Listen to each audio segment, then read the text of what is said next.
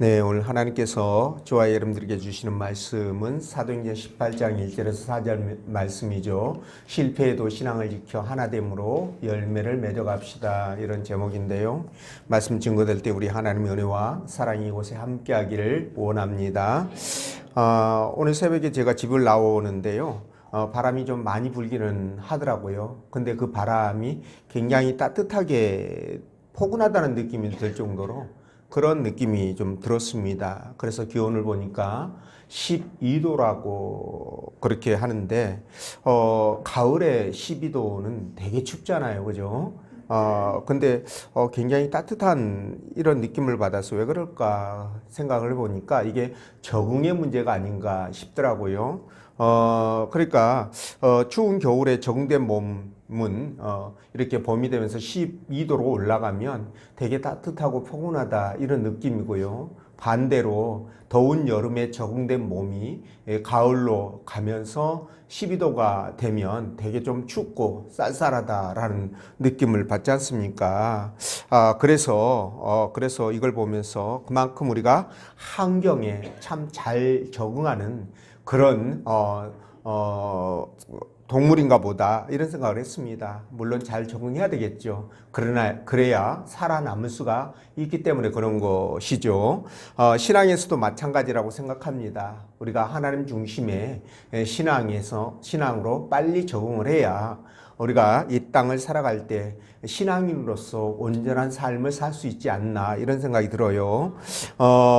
근데 우리가 사실은 하나님 앞에 오랜 시간 신앙생활 하면서도 이렇게 적응이 더딘 것은 아마도 이 세상이 너무 좋고 너무 화려해서 그런 것이 아닌가, 또 세상에서 내가 갖고 싶은 것들이 너무 많아서 그런 거 아닌가 이런 생각이 드는데, 어쨌든 마음을 잡고 하나님께 적응이 빨라서 그렇게 신앙 체질이 만들어져 가는 여러분 되시기를 주의 이름으로 축원드립니다.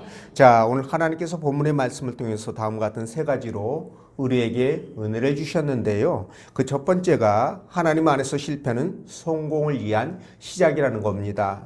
그리고 두 번째는 신앙인은 세상에서 실패해도 신앙의 길을 잃으면 안 됩니다 라는 것이고요.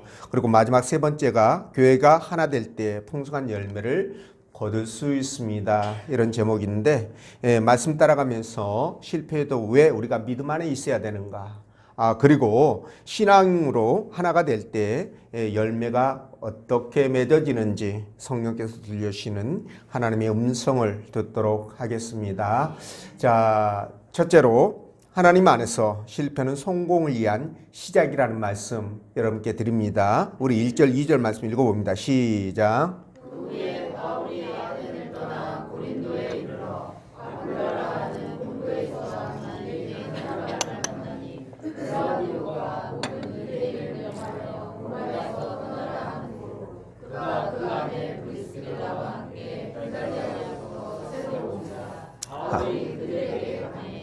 아멘. 자, 바울 일행이 고린도로 내려오기 전에 서양 철학의 본산이자 최고의 지성이라고 자부하던 이 아덴 사람들에게 복음을 전했죠. 그러나 그 결과는 생각에 훨씬 못 미치게 됩니다. 다른 지역에서 거둔 빛나는 성과를 비춰봤을 때 아덴에서의 성과는 어쩌면 처참한 참담한 실패였는지 모릅니다. 자, 사도 바울이 아덴에서 차고 넘치는 우상들을 보면서 그들의 무지함에 화가 나가지고 그의 풍부한 철학적 지식들을 동원해서 증거했지만 그의 복음을 듣고 힘한 사람은 불과 몇 명에 불과했다는 거죠. 그래서 그는 더 이상 아덴에 머물지 않고 고린도로 내려오게 됩니다. 자, 그런데 고린도에서 말이죠, 하나님의 은혜로 아굴라 부부를 만나는데요. 이들은 소아시아 이쪽에 있는 흑해 연안에 붙어 있는 이 본도 출신 유대인입니다. 그런데 그들이 그 고향을 떠나서 무슨 사연 때문에 로마에서 살게 됐는지는 모르겠지만 어쨌든 로마에서 살다가 로마의 글라우디오 황제 때 모든 유대인들에게 로마를 떠나라는 명령을 내리죠. 그래서 그 명령에 따라 고린도로 오게 됩니다. 자, 그런데 글라우디오 황제가 말이죠, 유대인을 추방한 것은 로마에 살고 있던 유대인들이 이 기독교, 그러니까 크리스찬 유대인들이 있고요. 그 다음에 정통 유대교 출신 유대인들이 있잖아요. 이 두 유대인들이 서로 이게 편을 갈라서 날마다 충돌이 일어나니까 결국 유대인들의 우호적이었던 이 글라우디오 황제도 이제 치안 질서 때문에 치안 질서를 해야 되는 그 이유 때문에 결국 이들을 추방하는 상황까지 이르게 되죠. 자, 이 조치로 브리스길라 아굴라 부부는 고린도로 이주해 왔는데 거기서 사도 바울을 만나게 되죠. 그래서 성교의 영역들이 더 많이 확장이 되게 되는데요. 이걸 볼 때 이런 모든 일들이 다 하나님의 섭리 가운데 이루어지고 있다는 것을 우리가 짐작하게 됩니다. 자, 아굴라 부부가 말이죠. 로마를 떠날 때 얼마나 힘들었을까 싶습니다. 왜냐하면 자기 고향 본토를 떠나서 로마에 와가지고 지금 이제 자리를 잡고 살아가는 상황이 아니겠습니까? 근데 이제 떠나야 되는 거죠. 그러니 참 힘들었겠다. 그러나 거기에는 하나님의 섭리가 있었다라는 것을 생각한다면 저와 여러분들도 마찬가지로 우리의 삶이 어떠하든 간에 하나님은 결국 우리를 선하게 인도해 가신다는 이 하나의 사실만을 분명하게 믿는다면 우리는 어떤 상황에서도 끝까지 신앙을 붙들고 나아갈 수가 있겠다. 이런 생각을 해보죠. 자, 그래서 여러분 이 사도 바울과 아굴라 부부의 만남은 말이죠. 사실은 말이죠. 실패한 인간적인 관점에서 볼 때 말하는 겁니다. 하나님의 관점에서 볼 때는 다를 수 있죠. 인간적인 관점에서 볼 때 실패자들의 만남이다. 이렇게 볼 수 있습니다. 왜 그러냐면 바울은 아덴에서 일단 실패했잖아요. 그렇죠? 그리고 이 아굴라 부부는 로마에서 쫓겨났으니까 이거를 실패로 본다면 이들의 만나면 실패자의 만남이다. 이렇게 정리할 수 있습니다. 자, 그러나 하나님은 말이죠. 이들을 고린도에서 만나게 하잖아요. 그래서 바울 혼자 또는 바울 외에 그의 일행이 몇 명 있었는데 그들과 함께 복음을 전할 때보다 이 브리스길라 아굴라 부부를 만나서 함께 복음을 전할 때 큰 시너지 효과를 얻게 하죠. 그래서 그들이 이 고린도에서 새롭게 시작을 할 때 말이죠. 하나님은 이들의 실패를 성공으로 바꿔 놓으셨습니다. 그래서 주 안에서의 실패는 말입니다. 또 다른 성공을 위한 시작이라는 사실을 우리가 잊지 말아야 할 것입니다. 자, 그러므로 여러분들이 주 안에서 신실한 신앙생활을 하는 중에 여러분들이 실패를 만난다거나 또 어떤 큰 문제들이 생기거나 이렇게 될 때 절대 여러분들 위축되지 말라는 겁니다. 그것 때문에 낙심하지 말라 이 말씀을 드립니다. 우리 신앙인도 세상을 살아갈 때 얼마든지 어렵고 힘든 일 만날 수 있죠. 지금같이 세상이 어지럽고 경제가 탄력을 잃으면 사업과 장사가 어려워질 수 있습니다. 그리고 언제든지 직장에서 퇴직당할 수 있습니다. 그럴 때 여러분 우리는 어떻게 해야 될 것인가? 실망하고 낙심하고 절망해서 여러분 방에 처박혀 있으면 안 되잖아요. 그렇죠? 예, 오늘 본문은 절대 그러지 말라는 것을 우리에게 교훈으로 주고 있는 것입니다. 왜 그럴까요? 하나님은 주 안에서 믿음으로 살아가는 당신의 자녀들의 실패를 절대로 방치하지 않고요. 때가 되면 반드시 그것을 새로운 시작을 위한 디딤돌로 사용하시기 때문에 그렇다는 겁니다. 자, 여러분 베드로를 비롯한 11명의 제자들을 보십시오.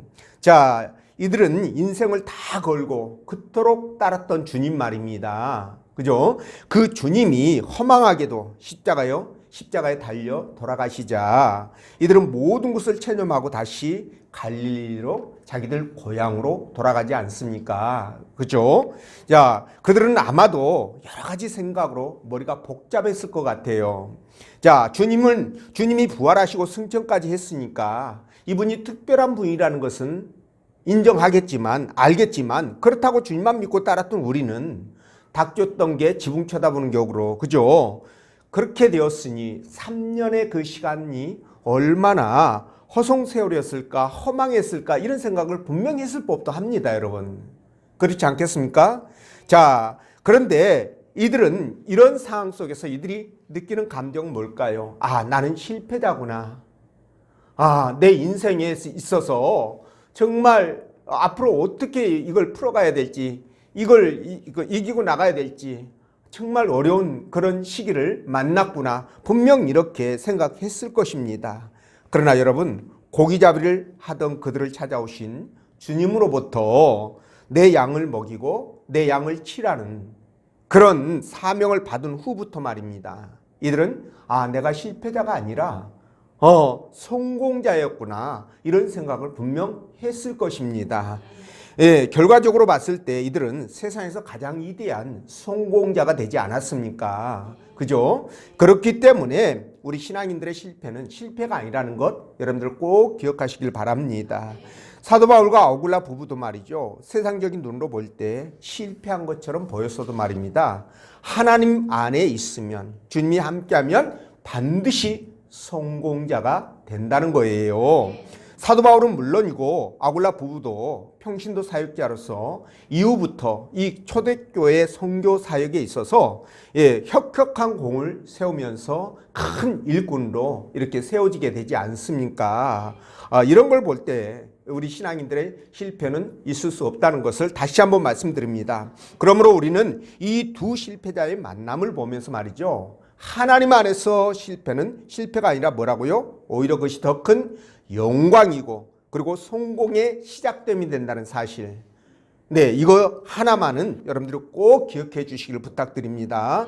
그래서 오늘날 우리도 말씀대로 살아가는 신실한 신앙이라고 한다면 그 어떤 실패나 고난도 두려워할 이유가 없다. 왜냐하면 아까 말씀드린 대로 하나님께서 우리가 실패하고 그리고 좌절하고 낙심하고 절망하는 이런 상황들을 결코 용납하지 않으시고요, 반드시 우리를 붙들어 다음 단계로 새롭게 시작할 수 있는 성공자가 될 수 있는 길을 열어가시기 때문에 그렇다는 사실이에요. 예, 여러분들 꼭 이걸 기억해 주시기 바랍니다. 시편 118편 22절 23절에 건축자가 버린 돌이 집 모퉁이의 머릿돌이 되었나니 이는 여호와께서 행하신 것이요 우리 눈에 기이한 바로다, 이렇게 말씀하시잖아요. 예, 그러니까 사람들이 볼 때 주님은 아무 쓸모가 없었어요. 예, 건축자가, 집 짓는 사람이 쓸모가 없는 돌을 그냥 버린 것처럼 수많은 사람들이 예수님을 십자가에다 버렸지 않습니까? 그죠? 그러나 하나님은 그런 예수님을 들어서 집을 짓는 데 있어서 없어서는 안 되는 가장 중요한 주축돌로 세우셨다는 겁니다. 예, 마찬가지로 저와 여러분도 마찬가지로 아무 쓸모없는 그런 돌처럼 보일지라도 여러분 하나님 안에 있기만 하면, 우리 주님과 함께하기만 하면 하나님은 우리를 결코 실패자로 만들지 않는다는 거예요. 예, 그 집의 주축돌로 세우신다는 사실입니다. 그래서 여러분 우리는 낙심할 이유가 없죠. 그래서 주님을 믿고 의지하면서 끝까지 믿음의 행보를 이어나가시기를 부탁드립니다. 거기에 우리의 길이 있고 우리의 축복이 있습니다. 그런 여러분 되시길 바라고요. 자, 두 번째, 신앙인은 세상에서 실패해도 신앙의 길을 잃으면 안 된다, 이 말씀을 드리는데 1절 읽어봅니다. 시작. 아멘. 자, 그 위에 바울 일행이 아덴을 떠나 고린도에 이르렀다, 이렇게 말씀하고 있는데요. 자, 오늘 바울이 아덴을 떠나 고린도에 이른 것은 여러분 우리에게 중요한 사실 하나를 깨닫게 해줍니다. 자, 여러분 그게 뭘까요? 여러분 바울은요 아덴에서 열심히 복음을 전했지만 소수의 인원만을 얻었다 말씀드렸죠. 근데 이는 지금까지의 사역과 비교해 볼 때 그래서 아덴의 사역은 실패다, 이렇게 우리가 말하는 이유인데요. 자, 그런데 사도 바울이 여러분 복음을 전하면서 다른 곳으로 사역지를 옮겨가며 복음을 전했잖아요. 그런데 여러분 중요한 포인트가 뭐냐면 다른 곳으로 사역지를 옮길 때마다 사도 바울은요 대부분 극심한 박해로 더 이상 복음을 전할 수 없을 때 옮겨갔어요. 그런데 여러분 아덴으로 옮길 때는 여러분 그런 박해가 있는 상황이 아닙니다. 박해가 없었음에도 불구하고 그가 아덴을 떠나서 지금 고린도로 들어왔다라는 거예요. 여러분 더군다나 여러분 베레아에다 남겨뒀던 그 실라와 디모데 있잖아요. 이 디모데가 아직 아덴에 도착하지도 않았어요. 예, 그러니까 만나서 합류해서 함께 복음을 전해야 되는데 이 친구들이 오지도 않는 상태에서 지금 급하게 아덴을 떠났다는 겁니다. 자, 여러분 왜 그랬을까요? 왜 이렇게 급하게 사도 바울이 아덴을 떠났을까? 이게 궁금한데 그 이유가 뭐냐면 여러분 아덴에서의 전도가 완전히 벽에 부딪혔어요. 그래서 이곳에서 더 이상 머무는 것이 시간 낭비가 되겠다 이런 판단을 한 겁니다. 그래서 새로운 고린도에 가서 복음을 전해가지고 더 많은 영혼을 얻자 이 이유 때문에 사도 바울이 이 아덴을 떠났는데요. 여러분 사람이 살다 보면 우리가 사는 과정 속에서 항상 기쁘고 즐겁고 승리하고 성공하고 이럴 수만은 없는 거잖아요. 때로는 실패하고 그러죠. 그리고 또 좌절하고 이럴 때도 분명히 있습니다. 그런데 이런 일들이 생길 때 보통 두 가지 형태의 모습으로 사람들이 이제 보여지는데 하나는 뭐냐? 오늘 사도 바울처럼 실패를 했을 때 그 실패를 하나님께 맡겨두고 하나님께 맡겨두고 다시 심기일전에서 새롭게 시작하는 경우예요. 자, 이런 케이스가 하나 있습니다. 자, 이런 사람은 어떤 경우에서도 자기가 걸어가야 되는 신앙의 길에서 벗어나지를 않습니다. 내가 왜 신앙생활을 하고 있는지 여러분 그 이유를 분명히 아는 사람, 그리고 신앙의 가치를 아는 사람은요, 여러분 절대로 벗어나지 않습니다. 하늘 천국을 바라보면서 하나님 나라를 바라보면서 묵묵히 여러분 내 갈 길을 걸어가는 것, 신앙의 길을 걸어가는 그런 모습을 보인다는 거예요. 자, 그리고 또 한 분은 뭐냐? 자기가 하던 일에 실패하고 낙심하면 절망해가지고요. 예, 이런 사람들은 언제 그렇게 열심히 일을 했고 그리고 뜨겁게 신앙생활을 했나 싶을 정도로 완전히 돌변해가지고요. 교회에서도 부정적이고 비판적인 그런 사람이 되기가 굉장히 쉽죠. 교회를 나와도 마지못해 교회를 다녀주는 사람이 있고요. 아예 교회를 떠나는 사람도 있는데 이런 분들은 실패를 안주 삼아가지고 그죠? 방구석에 틀어박혀서 머리 싸매고 누워있는 이런 모습을 많이 보입니다. 자, 이런 사람들을 보면 이 사람은 신앙의 길을 잃었구나. 그죠? 지금 영적으로 방황하고 있구나. 이런 생각을 하는 거죠. 자, 하지만 여러분, 본문에서 사도 바울은요, 비록 사역에서 일시적으로 실패했지만 자신이 왜 신앙생활하고 있는지 그 이유를 잊지 않고 앞으로 주를 위해서 복음을 전하겠다는 그 열정 또한 식지 않았습니다. 그죠?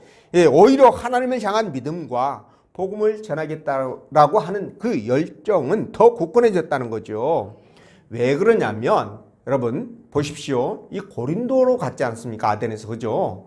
고린도로 갔는데 이 고린도는요, 항구 도시입니다. 항구 도시라는 것은 돈과 사람이 몰린다는 뜻이죠. 여기 이 고린도가 그리스에서 가장 큰 도시, 그러니까 항구 도시이기 때문에 그렇습니다. 자, 그런데 이런 곳에 범죄가 득실거리고 또 성적인 타락들이 아주 극심했죠. 어떻게 보면 아덴보다 더 절망적인 도시다 이렇게 말할 수도 있습니다. 그런데 사도 바울이 일부러 그런 곳을 찾아갔다는 거예요. 이것은 아덴에서 실패했지만 여전히 그의 전도에 대한 열정, 주님에 대한 믿음, 사랑, 신앙이 식지 않았다는 것을 우리에게 보여주는 거예요. 물론 바울도 사람이니까 실패하면 여러분 낙심하죠. 힘도 빠지고 그런데도 불구하고 고린도로 갔다. 이것은 그의 실수와 실패 때문에 자신이 가야 할, 자신이 걸어가야 될 그 방향, 신앙의 방향, 그리고 자기가 해야 될 일을 잊지 않고 있었다는 반증이죠. 자, 그래서 저와 여러분들도 마찬가지입니다. 우리가 이 사도 바울에게 배워야 할 것이 뭐냐? 우리 또한 신앙으로 살아갈 때 여러분들께 말씀드린 것처럼 실패하고 잘못될 수 있습니다. 그럴 때 말이죠. 어떤 상황이 닥친다 할지라도 이 땅에서 살아가는 환경이 어떻게 되든 조건이 어떻게 변하든 여러분 우리가 변하지 말아야 될 것 하나 있는데 그게 뭐냐? 하나님을 향한 신앙이라는 거예요. 믿음이라는 겁니다, 여러분. 이거 하나만은 절대로 변해서는 안 되고 잃어버려서도 안 된다. 이 말씀을 드립니다. 사도 바울이 실패와 좌절의 순간에서도요 넘어지지 않고 다시 일어선 것처럼 저와 여러분들도 다시 일어서야 됩니다. 왜냐하면 하나님이 계시기 때문에 그래요. 잠언 24장 16절에 이렇게 말씀하죠. 대저 의인은 7번 넘어질지라도 다시 일어나려니와 악인은 재앙으로 말미암아 엎드러지느니라. 자, 여러분, 의인은 넘어져도 7번 일어난다. 7번까지만 일어나고 8번은 못 일어납니까요? 그건 아니죠. 성경에서 7은 만수입니다, 여러분. 완전수예요. 그러니까 무한대로 뭐 700번, 7000번, 7만 번 일어나면 되는 거예요. 여러분, 어린아이가 성장하면서 일어나서 온전하게 걸을 때까지 여러분 무려 4만 번 이상 넘어진다라고 그렇게 말을 합니다. 4만 번이라는 실패를 이렇게 딛고 걷게 되는 거 아니겠습니까? 그러니까 저와 여러분도 그렇게 하시라는 겁니다. 그래서 그것이 하나님께서 원하시는 것이고 기뻐하는 일이니까 우리는 그렇게 해야 되겠죠. 그런 여러분 되시길 바라고, 자, 마지막 세 번째, 교회가 하나 될 때 풍성한 열매를 거둘 수 있다라고 말씀했는데 1절에서 4절까지 말씀 읽어봅니다. 시작. 3절에서 4절까지입니다. 자, 읽어봅니다. 시작.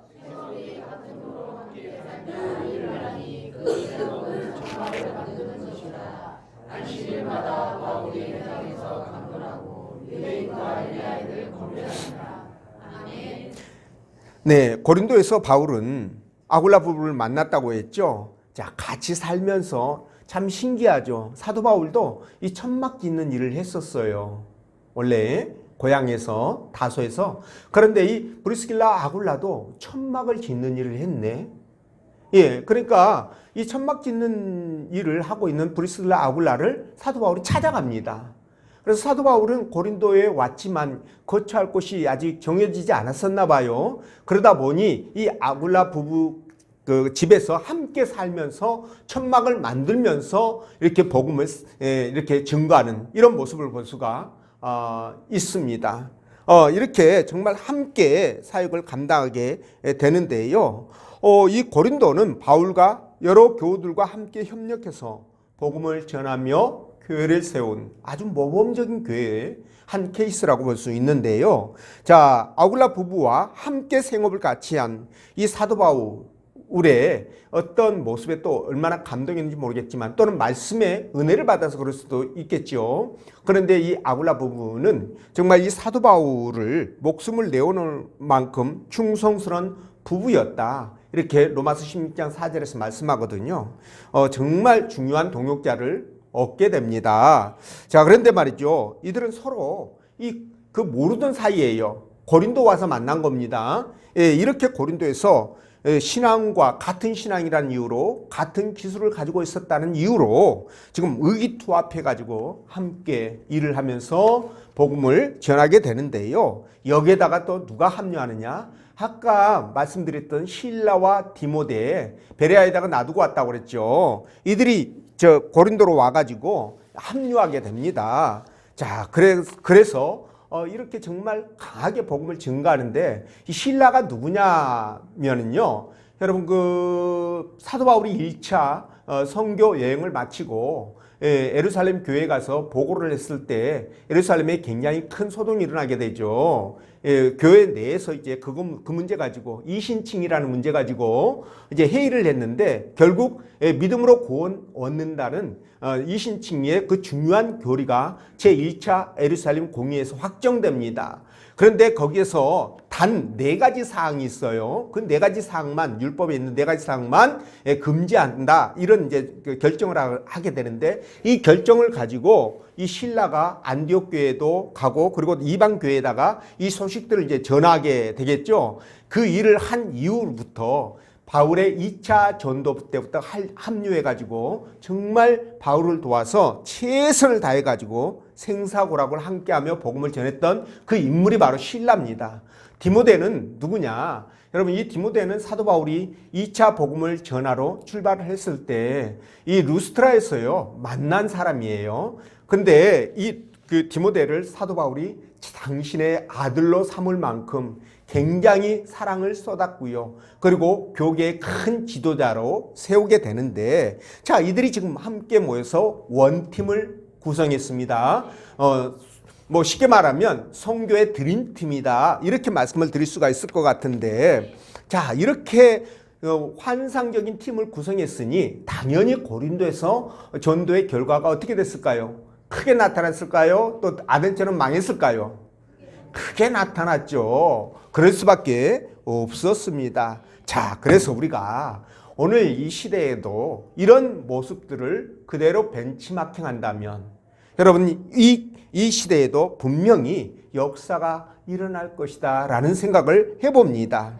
그러니까 어떤 일이 있어도 서로 믿어주고 신뢰하고 그저 따라주고, 복음을 위해서라면 내 감정도 생각도 절제할 수 있어야 되고, 또 마음을 같이 하는 그런 동역자가 있다고 한다면 분명히 중요한 결실을 맺을 수 있겠죠. 자, 우리는 이 사실을 여기서 깨닫게 되는 겁니다. 그래서 교역자는요, 교우들이 가지고 있는 재능들 있죠. 이 재능들, 은사들, 그리고 세상에서 갖고 있는 직업들이 있잖아요. 그런 것들을 귀하게 여기고 그들의 능력을 잘 활용할 수 있어야 됩니다. 그리고 교우들은 교회 기둥이죠. 그죠? 뿌리고 기둥입니다. 그래서 내가 교회를 지탱하는 주축돌이다 이렇게 생각하시면서 적극적으로 교회를 사랑하고 사역에 동참해야 되죠. 자, 이렇게 마음이 합해지면 어떻게 될까요? 뭐 당연히 결과는 좋게 나타나겠죠. 자, 이런 마음이 바로 사역의 원칙이고 전도의 기본입니다, 여러분. 이런 마음을 갖고 하셔야 돼요. 그래서 함께 이렇게 마음이 하나 되어 최선을 다할 때 여러분 풍성한 열매를 맺을 수 있는 것입니다. 그래서 로마서 8장 28절에 뭐라고 말씀하시느냐? 우리가 알거니와 하나님의 사랑하는 자 곧 그의 뜻대로 부르심을 입은 자들에게는 모든 것이 합력하여 선을 이루니라. 네, 모든 것이 합력해서 선을 이루어가는 거예요. 네, 그리고 전도서 4장 12절에서도 한 사람이면 패하겠거니와 두 사람이면 맞설 수 있나니 세 겹줄은 쉽게 끊어지지 않는다.